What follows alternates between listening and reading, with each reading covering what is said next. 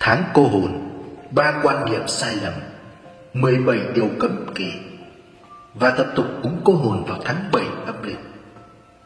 Cúng cô hồn, cúng vong linh vào tháng cô hồn là một hoạt động tâm linh tương đối phổ biến tại Việt Nam, với việc thực hiện các nghi thức cúng tế cho các cô hồn thường là vào tháng 7 âm lịch, trong dịp lễ Tết Trung Nguyên, tức là lễ Vu Lan. Thứ nhất, quan niệm dân gian. Tín ngưỡng cổ truyền tin rằng con người có hai phần là hồn và xác. Khi chết, hồn lìa khỏi xác, xác bị phân hủy, còn hồn sẽ tiếp tục tồn tại. Hồn có thể về trời hoặc đầu thai kiếp khác, làm người hoặc vật, hoặc bị đày xuống địa ngục, tùy theo những điều lành hay dữ mà người đó làm khi còn sống.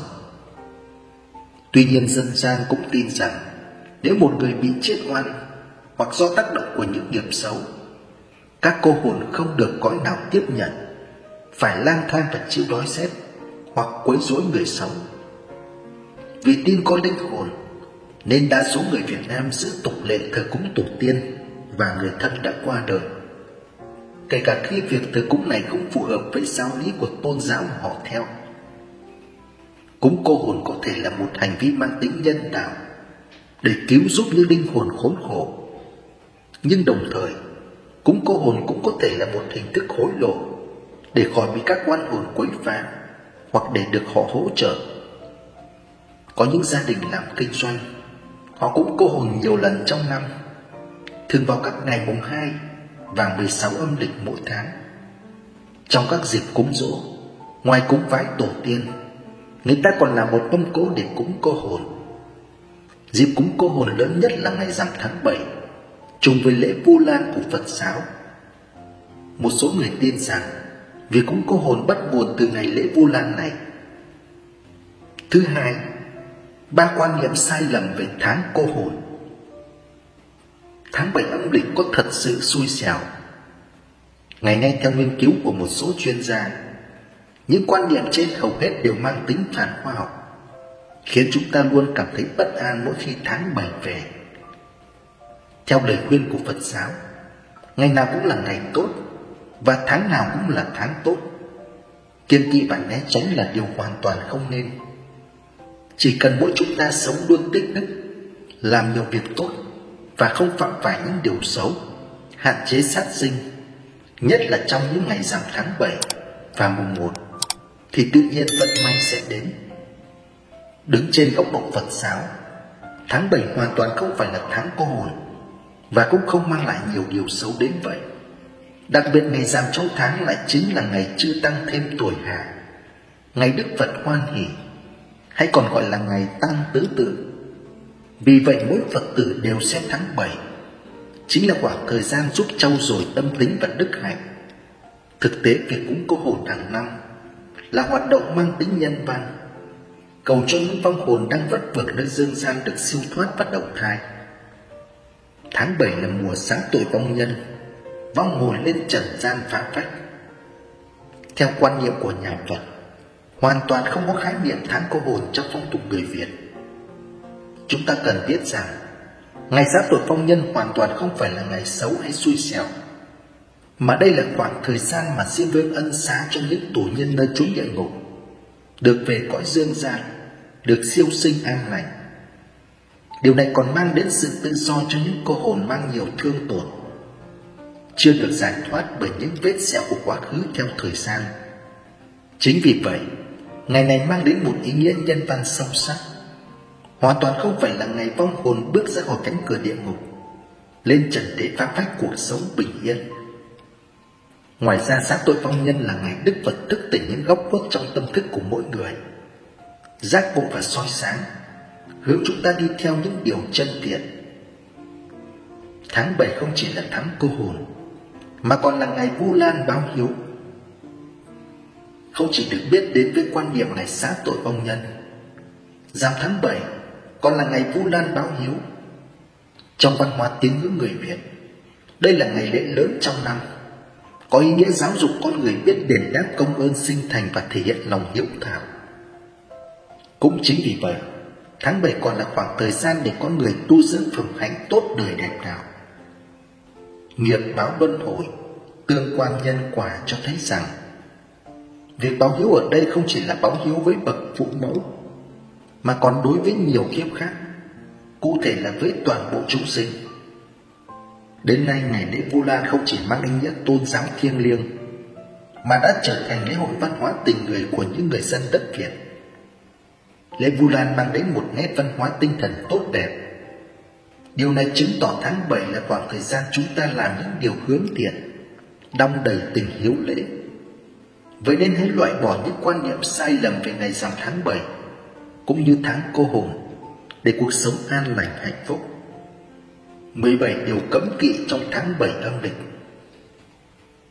Mặc dù tháng cô hồn không hoàn toàn xui xẻo như chúng ta thường nghĩ, tuy nhiên có thở có thiêng, có kiêng có lành. Vào những ngày này, có một số điều mà mỗi người đều cần lưu tâm. 1. Không đốt giấy vàng mã một cách tùy tiện. 2. Tránh tổ chức hỷ sự và làm nhà, nếu không thì phải coi ngày thật kỹ. 3. Không phơi quần áo vào ban đêm. 4. Hạn chế đi đêm, đặc biệt là những người yếu bóng vía. 5. Không nên trêu réo tên nhau vào ban đêm. 6.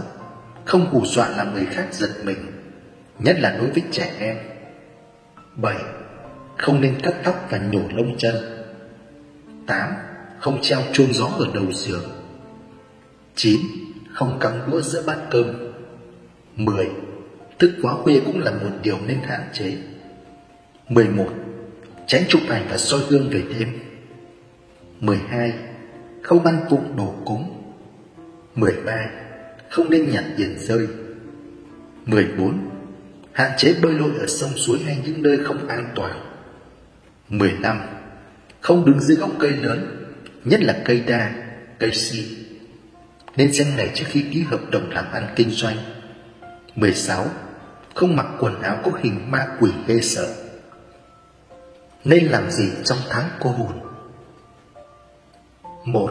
Thường xuyên thăm và dọn dẹp phần mộ của những người thân trong gia đình. 2. Nếu có thể, hãy ăn chay thường xuyên, đặc biệt là mùng 1 và ngày rằm. 3. Mang vòng dông tằm trừ tà. 4. Làm lễ cúng cô hồn. 5. Làm nhiều điều tốt để gặp những điều thiện. 6. Tránh xung đột cãi vã, ăn nói hòa nhã. 7. Có thể đi chùa thắp hương cầu bình an. 8. Trì chú niệm Phật thường xuyên. Và 9. Sau khi cúng cô hồn một ngày hoặc vào cuối tháng, nên dùng bột trừ tà ma tiêu khử. Đầu tháng 8 nên dùng bột tẩy uế cho toàn bộ căn nhà để cân bằng sinh khí. Vật phẩm cúng cô hồn. Để cúng, người ta hay thắp hương, đèn hoặc nến. Thường thì người ta khấn vái thầm thì với nội dung mời bà con cô bác, ý nói các cô hồn thụ hưởng các món cúng. Đôi khi người ta đọc một bài văn tế cô hồn, thường là dạng văn vần, trong đó có thể miêu tả các cái chết thảm khốc. Bài văn tế nổi tiếng nhất có lẽ là bài văn tế Thập loại chúng sinh của đại thi hào Nguyễn Du. Nhiều bài tế cô hồn phóng tác dựa theo tác phẩm này, với nội dung phù hợp với hoàn cảnh của địa phương nơi cúng.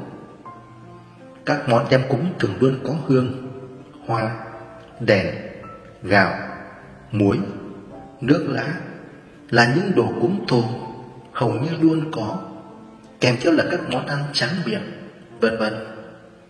Trong chùa hoặc tại các gia đình có truyền thống Phật giáo, người ta cúng bằng các món ăn chay. Một món đặc biệt hay gặp trong đông cúng cô hồn là món cháo loãng. Người ta tin rằng món này dành cho những linh hồn bị đày đọa, phải mang một thực quản nhỏ hẹp, không thể nuốt được thức ăn thông thường. Buổi cúng thường kết thúc với việc vãi gạo muối ra sân, ra đường và đốt vàng mã. Ở vài nơi, người ta cho phép trẻ con cướp cỗ cô hồn khi việc cúng được tiến hành xong. Tháng cô hồn, cha mẹ làm được điều này, con cái tha hồ hưởng lộc, gia đạo bình an. Xin chào quý khán thính giả đã quay trở lại với triết lý vàng.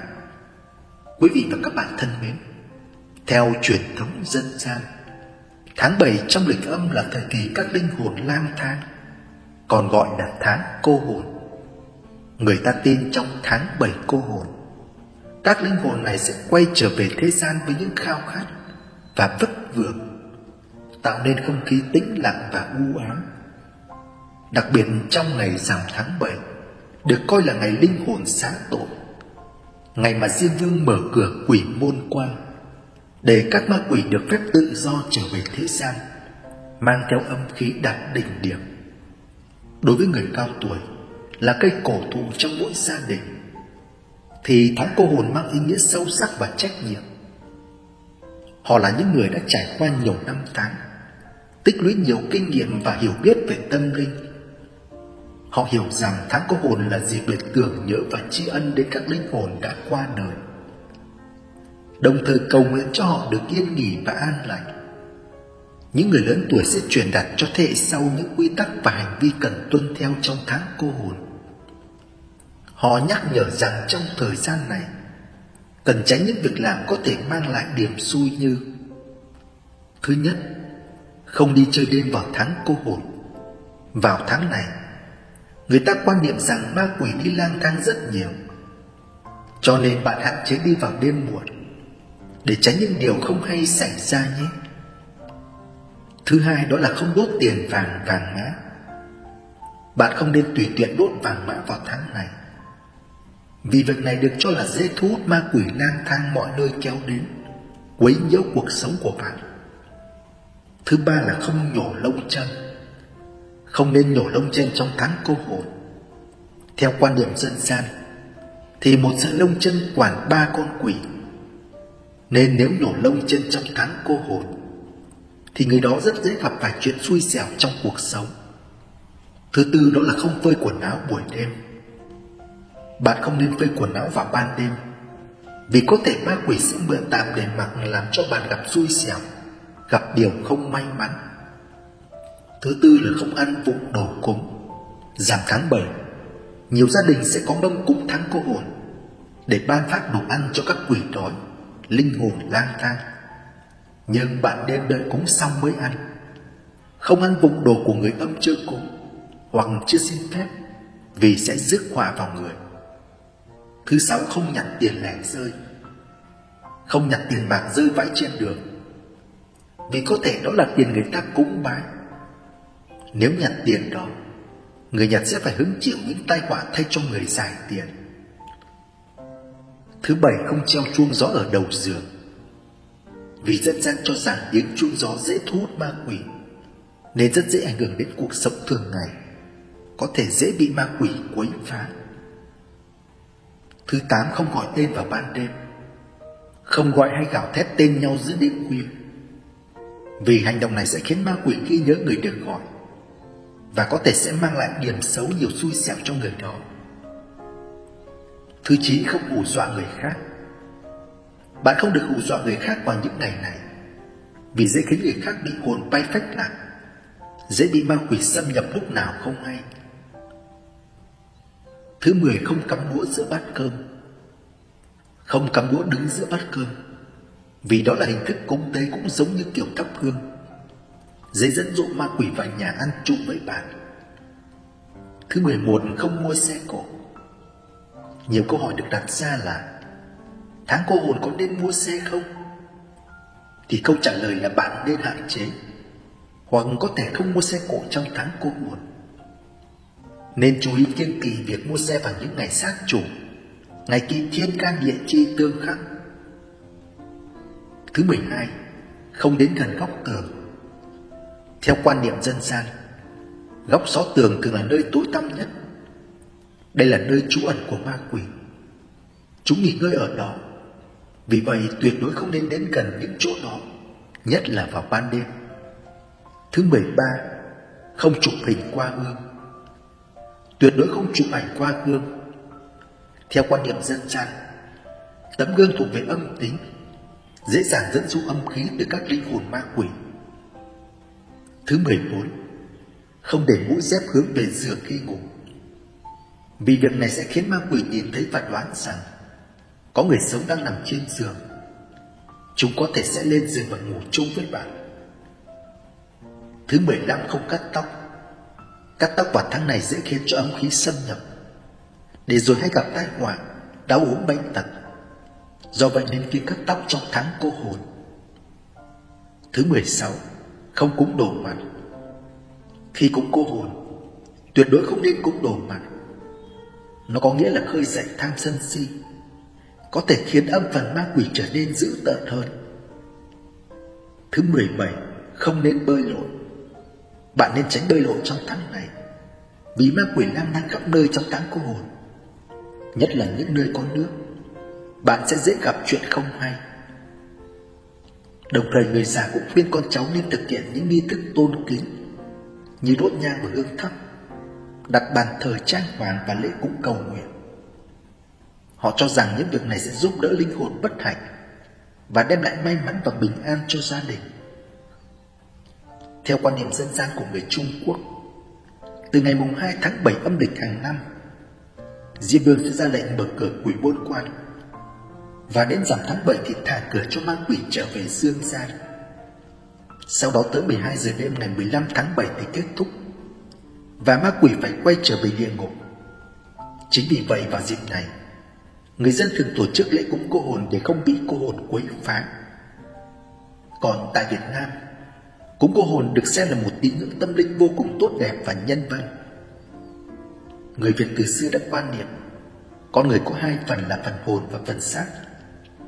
Những người ăn ở hiền lành phúc đức thì khi chết đi phần hồn sẽ tách khỏi phần xác và được đầu thai thành kiếp mới. Còn những người sống gian ác sẽ bị đày xuống địa ngục, thậm chí sẽ phải lang thang vất vưởng, không có ai thờ cúng và thường quấy nhiễu người thường. Và cũng từ đó tục cúng cô hồn xuất hiện. Quý vị thân mến, ông cha ta thường có câu: cả năm có rằm tháng 7, cả thảy có rằm tháng riêng. Rằm tháng 7 là một trong hai ngày rằm quan trọng trong năm. Bởi thế có câu: đi lễ cả năm không bằng cúng rằm tháng 7. Rằm tháng 7 tức là ngày 15 tháng 7 âm lịch, được dân gian gọi là ngày xá tội vong nhân, tức là ngày cúng cô hồn. Đồng thời cũng là ngày lễ Vu Lan báo hiếu. Lễ Vu Lan là dịp để con cháu thể hiện tấm lòng biết ơn, hướng đến cha mẹ, ông bà, tổ tiên. Đây là một trong những nét đẹp văn hóa của người Việt Nam, sống phải biết uống nước nhớ nguồn. Vì vậy việc thắp hương cúng rằm tháng 7 là một sự kiện tâm linh rất quan trọng, nên cần phải làm những điều như sau. Thứ nhất, khi rải lấy tiền vàng bạc phải được chia đều thành 4 hướng, cứ mỗi phía thì nên đặt 3 đến 7 thanh nhang. Thứ hai, mâm cúng phải luôn được đặt trước cửa chính của căn nhà hoặc ở giữa sân ngoài trời. Thứ ba, sau khi cúng kiến xong thì nên đem cháo gạo muối đi rải khắp đường trong nhà, từ hẻm xa tới ngoài đường lớn. Thứ tư, khi cúng kiến xong xuôi, nhang đã tàn thì nên cho con nít đến dẫn cô hồn, lấy hết bánh kẹo tiền lẻ là điều rất nên làm. Thứ năm, nếu trong quá trình cúng chưa xong mà đã có người đến giật đồ ăn bánh trái thì tốt nhất gia chủ cũng không nên níu kéo. Nhiều người cho rằng nếu cố lấy lại thì gia đình sẽ gặp điểm xui. Và đặc biệt, nếu có người giật đồ cúng trước khi nhang tàn thì đó chính là báo hiệu của niềm may mắn cho gia chủ. Vào thời điểm cúng lễ rằm tháng 7, nhất là vào thời điểm tối, thì nên tránh ra đường, nhất là không được đưa trẻ nhỏ đến nơi làm lễ. Tại đó chính là địa điểm tụ họp của nhiều vong linh đang chờ lấy lễ vật, dễ làm cho các cháu sợ hãi. Thậm chí có những trường hợp tệ hơn nữa, những vong hồn này sẽ ám lấy những đứa bé hợp mệnh với mình.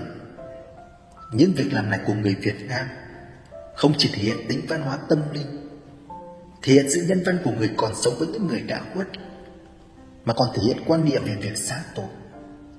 Con người dù kiếp trước có gây ra những tội ác lầm lỡ gì thì trong quá trình họ bị chịu phạt dưới địa ngục cũng sẽ có một ngày để được xá tội, được đỡ cực khổ hơn. Đây cũng chính là lời gian dạy mà người già dành cho những người trẻ, cần sống sao cho tốt, làm nhiều điều thiện lành để khi chết đi không bị đày đọa khổ cực. Tháng cô hồn, 3 quan niệm sai lầm, 17 điều cấm kỵ và tập tục cúng cô hồn vào tháng 7 âm lịch. Cúng cô hồn, cúng vong linh vào tháng cô hồn là một hoạt động tâm linh tương đối phổ biến tại Việt Nam, với việc thực hiện các nghi thức cúng tế cho các cô hồn, thường là vào tháng 7 âm lịch, trong dịp lễ Tết Trung Nguyên, tức là lễ Vu Lan. Thứ nhất, quan niệm dân gian.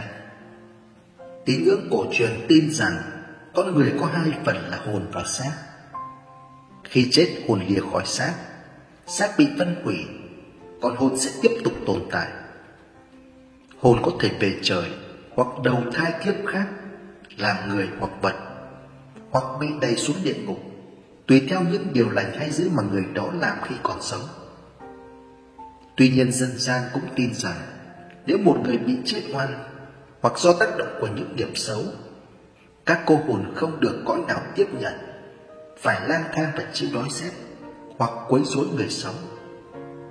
Vì tin có linh hồn nên đa số người Việt Nam giữ tục lệ thờ cúng tổ tiên và người thân đã qua đời, kể cả khi việc thờ cúng này không phù hợp với giáo lý của tôn giáo mà họ theo. Cúng cô hồn có thể là một hành vi mang tính nhân đạo để cứu giúp những linh hồn khốn khổ, nhưng đồng thời cúng cô hồn cũng có thể là một hình thức hối lộ để khỏi bị các oan hồn quấy phá hoặc để được họ hỗ trợ. Có những gia đình làm kinh doanh, họ cúng cô hồn nhiều lần trong năm, thường vào các ngày mùng 2 và 16 âm lịch mỗi tháng.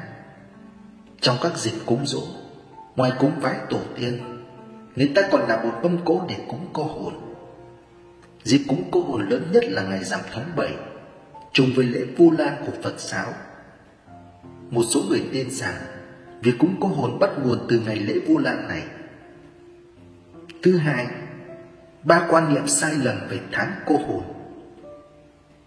Tháng 7 âm lịch có thật sự xui xẻo.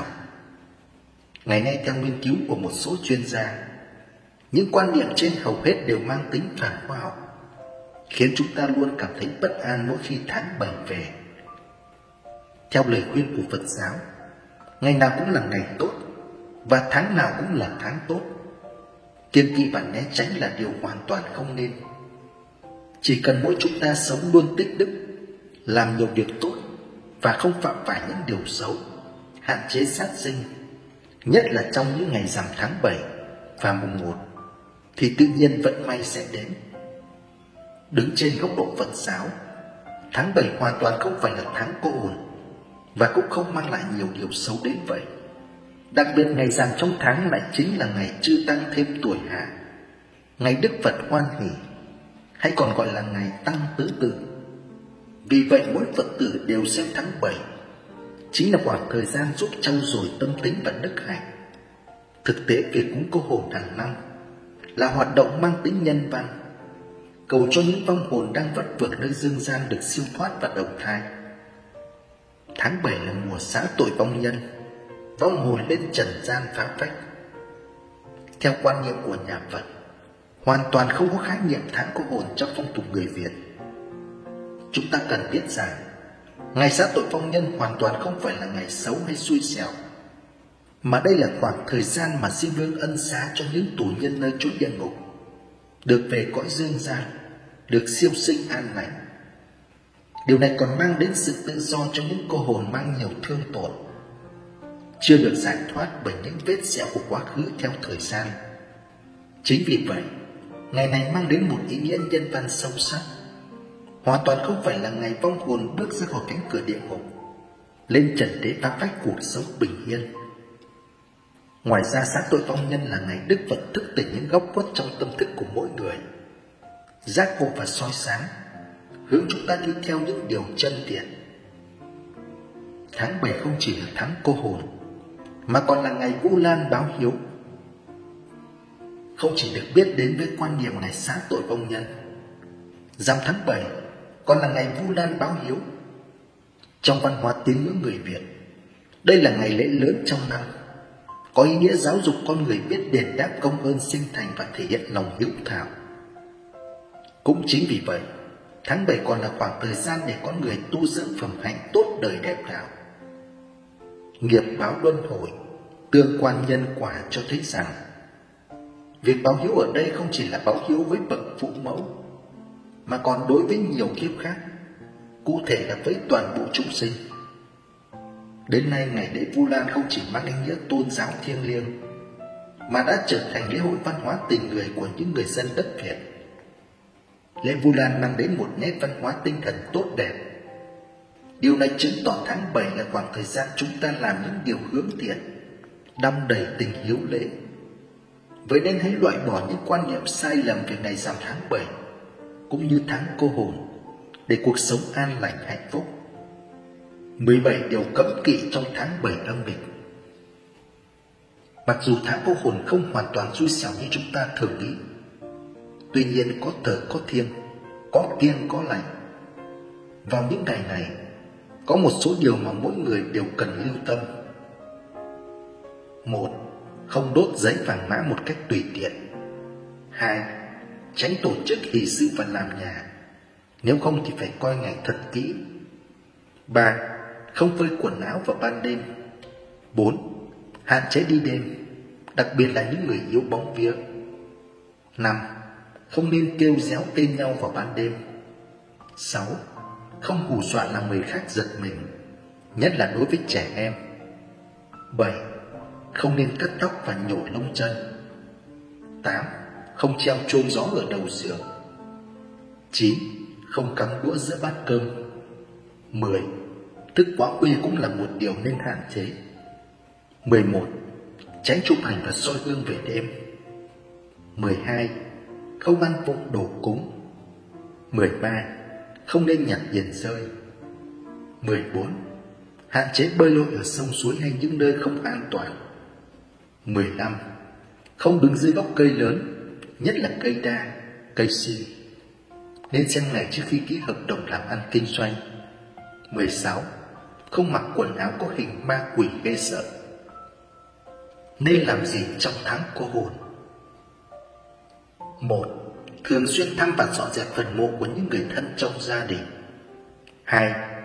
Nếu có thể, hãy ăn chay thường xuyên, đặc biệt là mùng 1 và ngày rằm. 3. Mang vòng dâu tằm trừ tà. 4. Làm lễ cúng cô hồn. 5.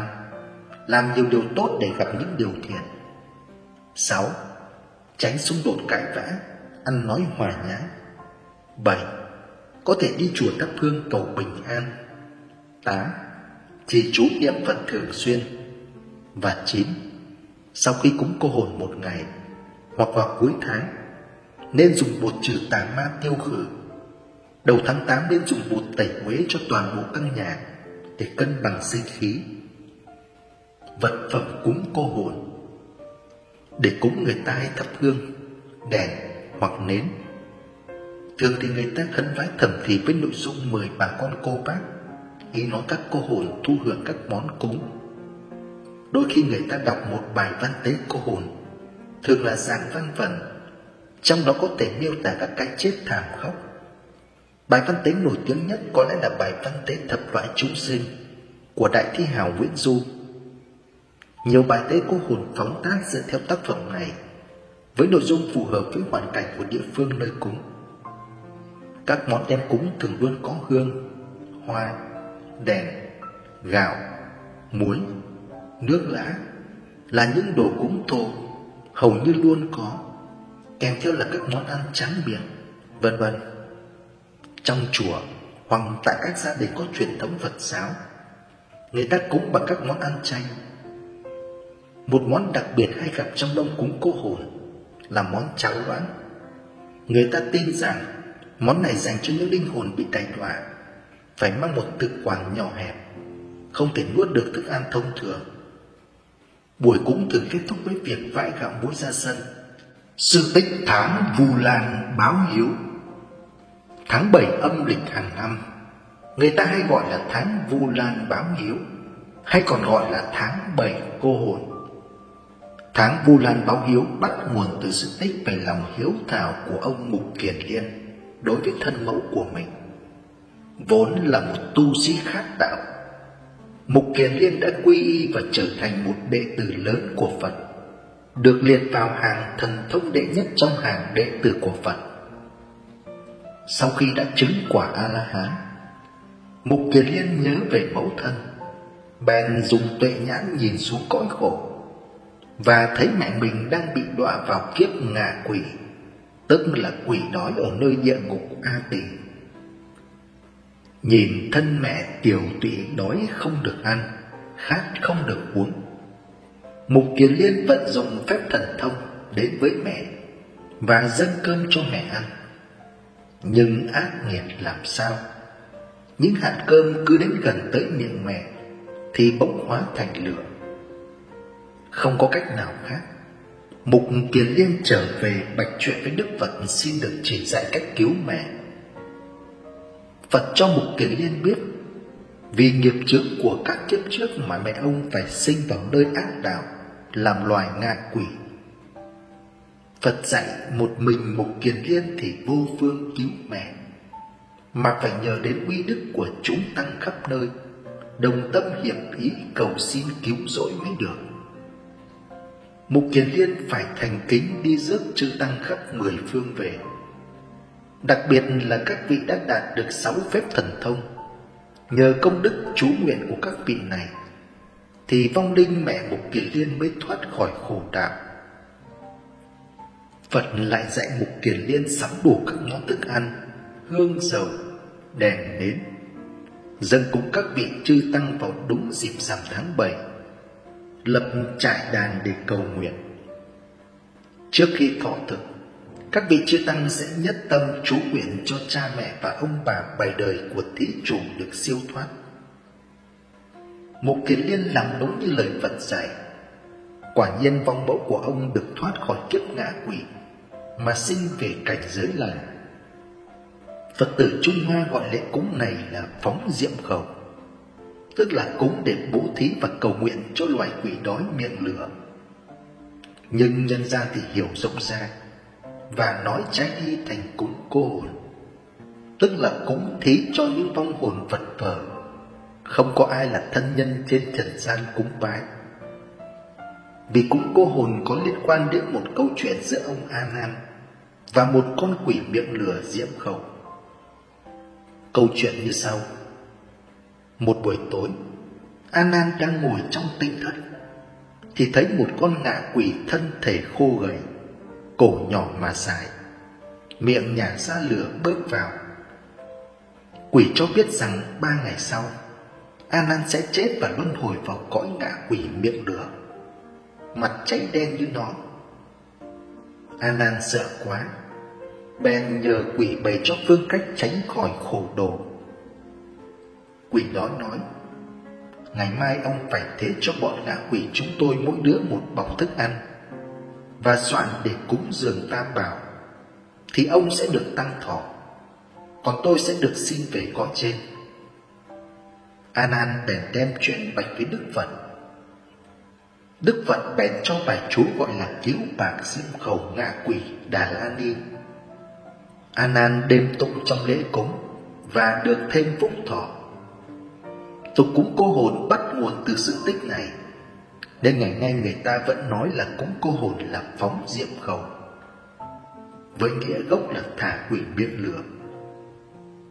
Về sau lại được hiểu rộng ra và nói trái đi, thành cúng thí cho những vong hồn vật vờ, hay còn gọi là cô hồn. Tín ngưỡng dân gian cũng lưu truyền một sự tích khác về quỷ đói.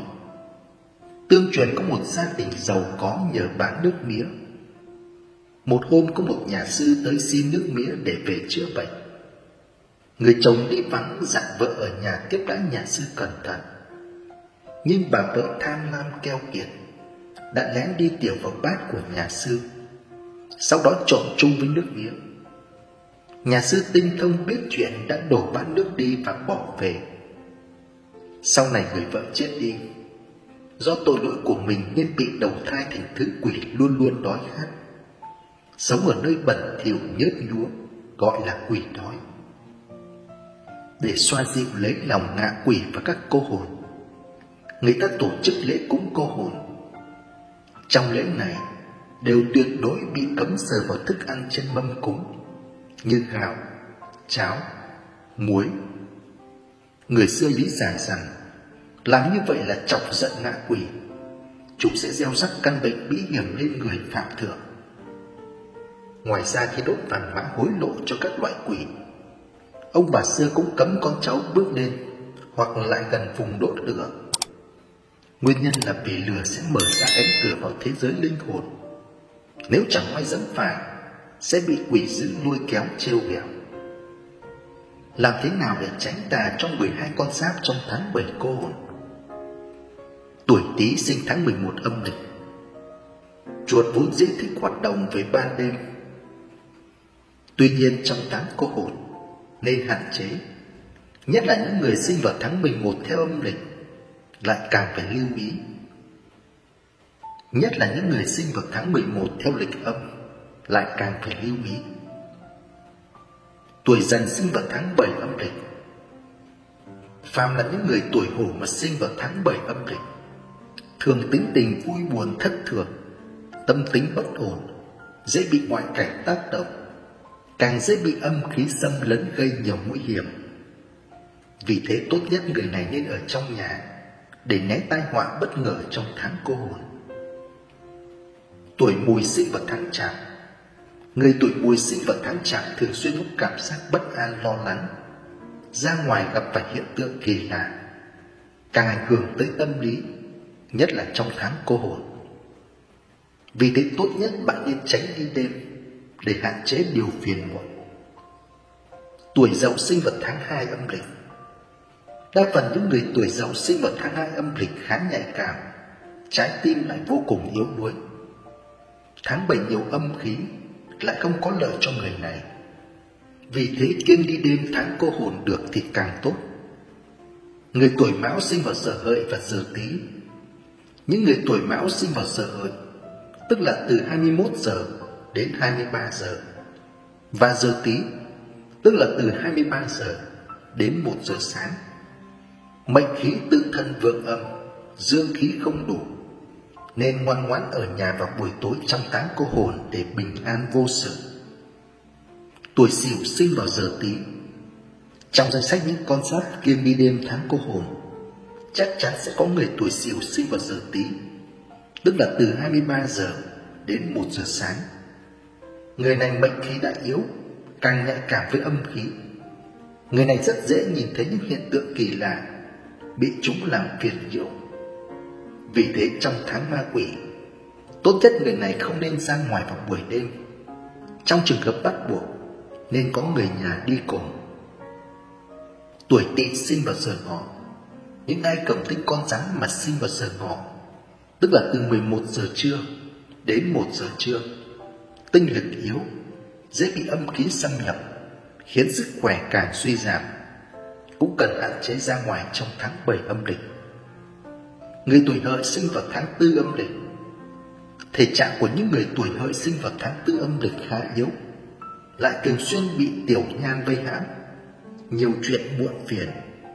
Để tránh tinh thần và sức khỏe bị ảnh hưởng, người này nên hạn chế ra ngoài vào ban đêm trong tháng cô hồn. Ngày giáp tội vong nhân bắt nguồn từ tích cũ Trung Hoa, gắn liền với truyền thuyết dân gian cho rằng từ mùng 2 tháng 7 âm lịch, Diêm Vương ra lệnh bắt đầu mở quỷ môn quan để ma quỷ trở lại cõi trần, và đến rằm thì tất cả phải trở về, cửa địa ngục sẽ đóng lại. Ngày nay mâm cỗ cúng cô hồn thường có một đĩa muối gạo, 12 chén cháo trắng nấu lòng hoặc cơm trắng 3 vắt, 12 cục đường thẻ, giấy áo, giấy tiền vàng bạc, mía để nguyên vỏ và chặt thành từng khúc nhỏ, độ dài 15 cm, bánh kẹo tiền mặt, tiền thật các loại mệnh giá, bỏng ngô, khoai lang luộc, ngô luộc, sắn luộc, hoa quả 5 loại 5 màu ngũ sắc, nước 3 ly nhỏ, 3 cây nhang, 2 ngọn nến nhỏ. Chú ý không dùng xôi gà đồ mặn. Khi giải tiền vàng ra mâm, để 4 hướng đông tây nam bắc, mỗi hướng từ 3 đến 5 hoặc 7 cây hương. Bày lễ và cúng ngoài trời dưới đất. Sở dĩ cháo không thể thiếu cháo loãng, vì dân gian quan niệm rằng những linh hồn bị đày đọa phải mang một thực quản nhỏ hẹp, nên cũng không thể nuốt được những thức ăn thông thường. Muối và gạo sau khi cúng xong phải giải xuống đường, mang ý nghĩa tiễn cô hồn đi. Như vậy những điều kiêng kỵ trong táng cô hồn đều thiếu cơ sở khoa học, chỉ là thói quen và tâm lý có kiêng có lành của người Việt. Vì thế cúng cô hồn vào thời điểm nào trong ngày để người dân thực hiện việc cúng lễ rằm tháng 7 đúng đắn nhất. Cố Đại Lão Hòa Thượng Thích Thanh Tứ đã từng dạy rằng ngày rằm tháng 7 không phải ở chỗ mâm cao cỗ đầy, mà là ở thái độ và lương tâm của mỗi người. Trong ngày này, các gia đình nên lên chùa làm lễ Vu Lan, cầu siêu, tỏ lòng báo hiếu đến cha mẹ ông bà tổ tiên vào ban ngày. Sau đó về nhà làm một mâm cơm chay, thắp hương lên bàn thờ Phật và bàn thờ người thân. Còn việc thiết lập mâm lễ cúng cho những cô hồn chưa siêu thoát nên thực hiện vào buổi chiều tối. Mâm lễ cúng nên đặt ngoài sân, không đặt ngoài bậu cửa. Nếu không muốn cúng cô hồn tại nhà, có thể cúng tại chùa. Về việc cúng rằm tháng 7 tại tư gia, nên thực hiện theo các khóa lễ sau: cúng Phật, cúng thần linh, cúng gia tiên, cúng thí thực, cúng cô hồn và phóng sinh. Chuyện về người già sống một mình. Xin mến chào quý khán thính giả đã quay trở lại với Triết Lý Vàng.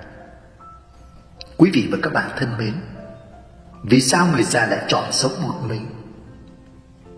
Năm nay ông đã 94 tuổi, vẫn khỏe mạnh và minh mẫn. Kể từ khi vợ mất, ông sống một mình trong căn nhà nhỏ ở dưới quê. Đã hơn 40 năm qua, con cái khôn lớn đã đi thành phố lập nghiệp, không còn ai bên cạnh. Chúng nó nhiều việc lắm, nên rất ít khi về thăm ông. Hàng ngày ông thức dậy sớm châm một bình trà rồi nhâm nhi, ăn tạm một ít bánh mì, rồi loanh quanh quét dọn trong nhà, ngoài sân, chăm sóc cây cảnh, cho gà vịt ăn, trồng thêm vài ba cây chuối cộng rau. Đến trưa thì tự mình nấu cơm mà ăn.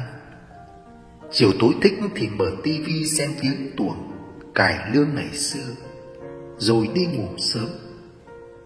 Ông thấy vui và hài lòng với cuộc sống hàng ngày của mình. Ông dành dụm được một ít tiền gửi tiết kiệm, thu hoạch thêm từ vườn nhà cũng đủ sống qua ngày. Không cần con cái phải bận tâm nuôi dưỡng. Ông sống lặng lẽ với niềm vui bình dị giản đơn, một mình tự do tự tại. Lúc đầu sống một mình lủi thủi, thấy cô đơn và buồn lắm. Nhưng ở giết rồi quen và thích sống một mình hơn. Với lại ông không muốn là người dư thừa vô dụng và làm gánh nặng cho con cháu khi tuổi già. Nhiều cha mẹ giờ vẫn có suy nghĩ rằng sinh con, nuôi con khôn lớn, đầu tư học hành công việc cho con là để sau này mình già yếu, có đứa chăm mình. Thực ra ý nghĩ đó không sai, nghe có vẻ hợp đạo lý quá. Thế nhưng chuyện sinh chúng ra để có kẻ sau này nuôi mình, chuyện đầu tư cho con ăn học, hóa ra là để chỉ mai sau mình yếu, mình già, thì chúng nó trả công dưỡng dục cho mình hay sao? Con cái lớn lên rồi cũng có gia đình riêng, rồi cũng lại vất vả với cơm áo gạo tiền. Đừng hy vọng quá nhiều rằng con cái sẽ là chỗ dựa lúc mình về già. Nghe có vẻ chua xót quá, nhưng đó cũng là một thực tế đáng phải suy ngẫm trong xã hội ngày nay. Với người già, cuộc sống về sau sẽ càng khó khăn hơn. Thế nên làm ơn hãy lo xa cho chính bản thân mình ngay từ bây giờ. Ai rồi cũng phải già, nhưng vấn đề của tuổi già là gì? Khi già rồi không còn sức lao động nữa, thì không phải ai cũng có con cái chăm sóc báo hiếu, nuôi dưỡng, hay có tiền tích góp từ thời trẻ để tự nuôi cho bản thân. Vậy khi về già ta sẽ sống ra sao? Bệnh tật đau yếu ai sẽ lo cho chúng ta? Con cái mình đẻ ra còn không chăm sóc cho mình tử tế, thì liệu người ngoài có tốt hơn không? Bớt khả năng lắm, không còn nơi nương tựa mới phải vào viện dưỡng lão. Vậy là họ lại tiếp tục hy sinh vì sự tự do của con cháu, mà sống một mình cô đơn trong căn nhà nhỏ ở dưới quê cho đến ngày nhắm mắt. Lúc trẻ thì làm quần quật, lo cho con cái ăn học. Con lớn thì lo cưới vợ gả chồng. Khi về già rồi thì cũng tự mình lo kiếm cái ăn để mà sống. Làm kiếp con người thật khổ. Rồi đến lúc chúng ta sẽ qua tuổi 50, 60, 70, thậm chí sống thọ 80, 90 tuổi.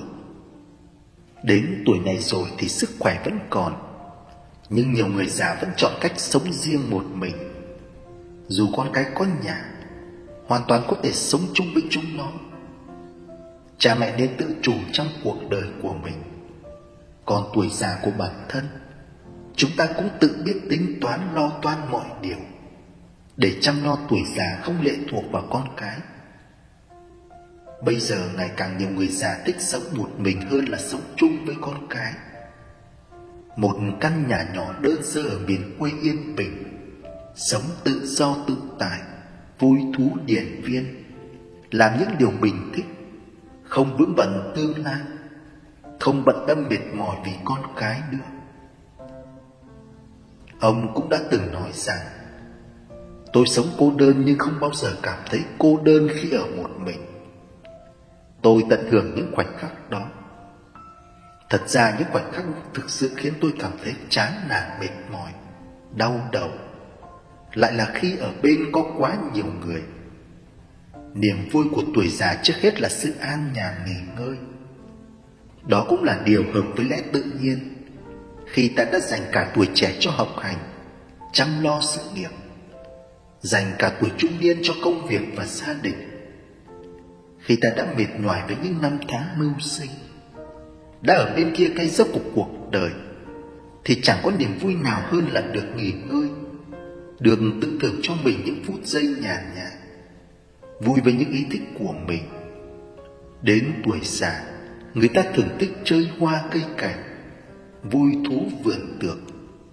Đó thực sự là những người bạn tâm hồn tự nhiên trong sáng, là không gian yên tĩnh thoáng đãng để ta tìm về với bản thể của chính mình, để được thư thái di dưỡng tâm hồn. Người già sống một mình cô đơn, nhưng điều họ muốn là có được một không gian yên tĩnh thoáng đãng để nghỉ ngơi, suy ngẫm, được cởi mở qua lại với hàng xóm láng giềng. Mong có được những người đồng tuổi đồng cảnh cùng hàn huyên tâm sự. Tất cả những sở thích niềm vui ấy dễ gì đạt được giữa chốn phố xá thị thành xô bồ tấp nập. Qua một ngày mất một ngày, qua một ngày vui một ngày, vui một ngày lãi một ngày. Hạnh phúc do mình tự tạo ra. Niềm vui ẩn chứa trong những sự việc vụn vặt nhất trong đời sống, mình phải tự tìm lấy. Hạnh phúc là cảm giác cảm nhận. Điều quan trọng là ở tâm trạng. Lúc trẻ ta lao động ăn xài đúng mức, không phung phí. Lúc tuổi già ta vẫn làm việc vừa sức của mình và chấp nhận những gì hiện tại, không than vãn phiền trách ai, không buồn giận con cháu bất hiếu, không lo cho mình và không tự chuốc khổ vào thân. Thật ra khổ là do tâm suy diễn thôi, chứ sự thật chúng ta không khổ. Đói khát không có ăn mới thật khổ, không nơi cư trú khi mưa khi nắng mới thật khổ, khi bệnh đau nhức toàn thân mới thật khổ. Và trước khi chết, lương tâm dằn vặt hối hận với những điều mình từng làm mới thật sự là nỗi khổ lớn nhất trong cuộc đời mỗi người. Khi hai thời điểm quan trọng nhất là ra đời và chết đi, chúng ta đều chỉ có thể đi một mình. Do đó điều chúng ta phải làm là học cách đối mặt với sự cô đơn, chung sống với bản thân mình tốt hơn mỗi ngày. Để sống được đời sống tuổi già như bậc cao niên 94 tuổi này là điều không dễ dàng gì. Phải có một bản lĩnh và nghị lực phi thường, thật đáng ngưỡng mộ.